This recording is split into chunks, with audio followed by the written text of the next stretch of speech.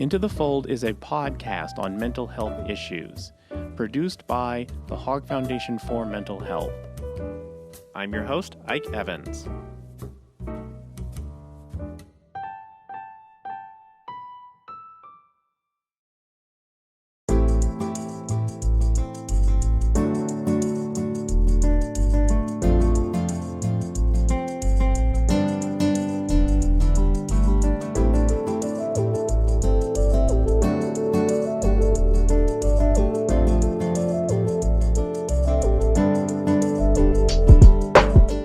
Prior to the early 20th century, most Americans would never have accessed mental health services in the community. The only way they would have accessed it would have been through a hospital. And the hospitals, which at the turn of the 20th century had names like lunatic asylum and insane asylum attached to them, were not exactly welcoming places. Were not exactly places where people wanted to be. And in Texas, of course, the Austin State Hospital was the first in the state, the first west of the Mississippi to open in 1861. And that was where people would have accessed care. In the early 20th century, you began to have a movement calling itself the mental hygiene movement, which then became the mental health movement. Which focused on the idea that many people who were in hospitals might not have really needed to ever go to a hospital if they had received care earlier where they were in their community, in their workplace, in their schools, in their regular lives.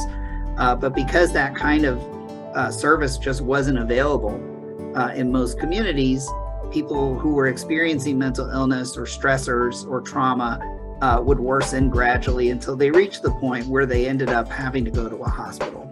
And so this idea of mental health really took hold in the early 20th century.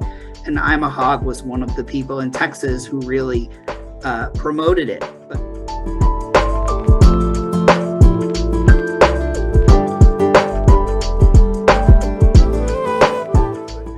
If we don't learn from history, we're doomed to repeat it. And unfortunately, that's what's happening again. One of the outcomes of the community mental health movement, unfortunately, was that it was never brought to full fruition. It wasn't fully funded. We didn't create the number of community clinics that our population needed, on a per capita basis, which is unfortunate. And so from then, I think we've continued to scramble to try to keep up as we moved, and which was the right thing to do, was to depopulate these hospitals and realize that there's mental illness and there's also mental health. And when we concentrate on mental health, especially in the outpatient settings, as you mentioned, also in settings we didn't think about initially, which was all about hospitals, but not only outpatient clinics, but also in the workplace. That's an important area we spend a lot of our time in, right, as folks, our children in our schools, because they spend a lot of their time there. So we're identifying where we as human beings, where our society, we spend a great deal of time, how in fact we can put into place programs and services. We can move this into mental health because it's about prevention, it's about identifying it, it's about recognizing, and also having, as you mentioned, the actual services once someone does need or have a mental health crisis or issue.